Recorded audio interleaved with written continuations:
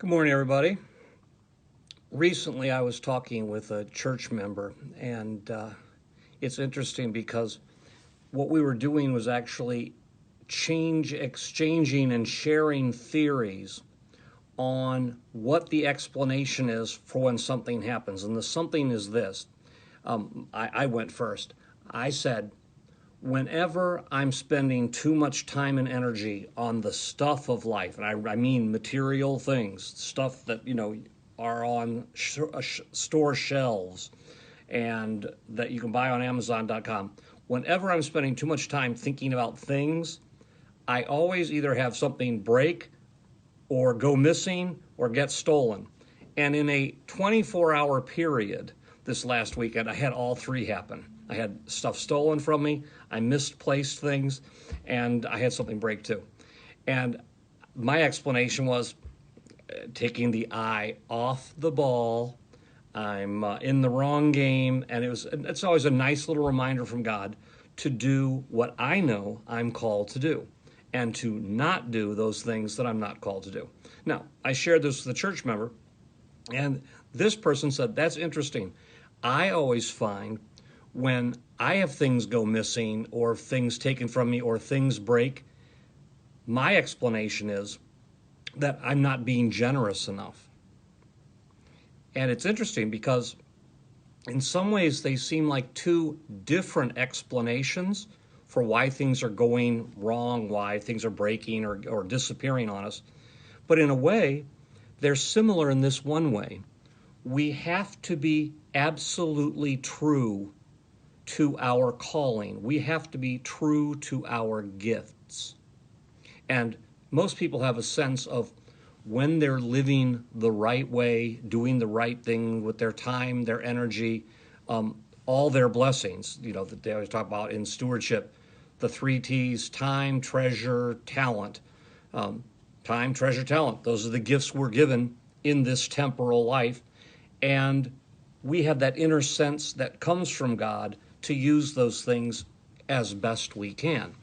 And when we don't, it makes sense, doesn't it, that God would send correctives, little reminders like, ooh, you're straying from the best path. I want you to stay on the truest, wisest, best path. I also want to talk about one of the ways that we can define what that best path is. And this is hard for all of us sometimes. And this is also the church members' theory too. The best path is always a very generous one. Now that scares people because they think, I have to give away something that's valuable to somebody or something else that, then is out of my control. I give that money so that Epiphany Church buys food to give to the Epicenter food bank, but then I don't have money for Starbucks. You're right.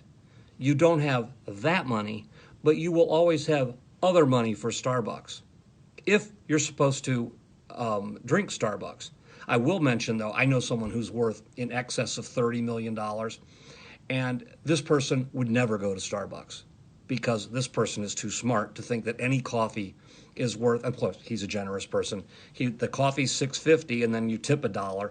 No coffee's worth $7.50. I mean, you've got to really be brainwashed to believe that. And this very wealthy person knows that. Interestingly, though, this person will eat meals that cost many, many, many hundreds of dollars. But as he says, he doesn't know how to cook that well. He's not a chef. He's not married to somebody who cooks that well. For them, it's a big treat. They both work hard. They're both very successful. They can go out. They're purchasing the time, treasure, and talent of a great chef at a great restaurant where there's beautiful ambiance. And for them, that meal is worth that money. You see, even then, though, the guy's thinking about true value and knowing that he will get true value because he's also using the wisdom that God gave him.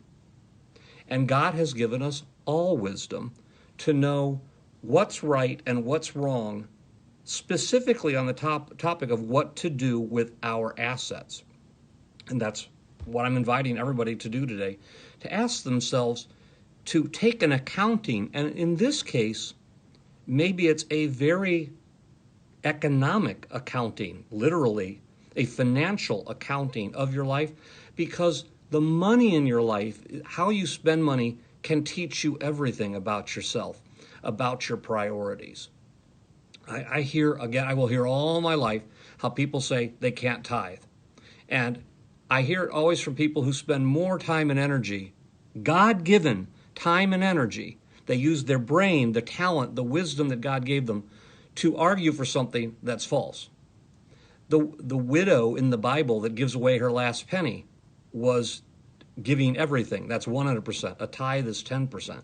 But I hear again and again why people can't tithe. The same people that drink Starbucks and can't afford to give generously to that source that spiritually feeds them and nurtures them and sustains them and gets them through funerals and mental health issues. But they can't afford all the things that we in this culture have said are sacred, like too many square feet to live in, too much stuff in those square feet, a car that we can't afford, that we can barely scrape together the payments. These are the things we must have. Cable, you go through the whole list. You're told all these things are necessities. That is a lie. It is a necessity to give 10% of your worth to your spiritual nurture, to your spiritual uplift, the force that teaches you, empowers, and maintains your spiritual life. That's a law of the universe. People who get that right are always wealthier and happier. You want to be wealthier and happier? Start tithing. Now, you're thinking, wait a second, didn't we just hear all this about the Epiphany Church? The Epiphany Church has a balanced budget, and as Ed McGarry, the parish treasurer, and Rick O'Brien said, we're done. And Father Rick and Ed McGarry have earned their rest. I'm not trying to balance the budget. I'm trying to give you a happy, fulfilled life. I'm trying to get you to fully learn that what you've been living might be a lie. And the truth is that when you give generously, then everything falls in place. You don't break, you don't lose, you don't have things stolen. And every single day of your life is an affirmation of God's abundance.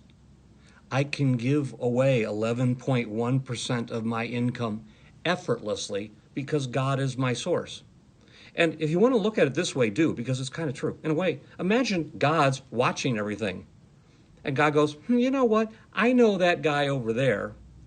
For instance, I know Ed McGarry doesn't watch these things. He's our Epiphany treasurer, so I can just go ahead and gush all over him without embarrassing him. Not only is Ed financially wealthy, but he's really wise and smart and generous with that. So, yes, he is the best parish treasurer I have ever experienced in my life. And that confidence and wisdom spreads out among Epiphany. Epiphany members know that when they give money to Epiphany, and a guy like Ed McGarry is in charge of it, they go, okay, that works, because they can see for a fact he is all the things they wish to be. Wise, experienced, generous, very blessed, and prosperous.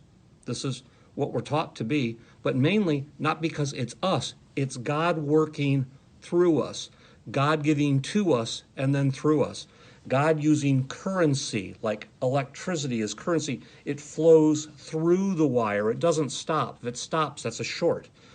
We have to be like electric wire for God's blessing.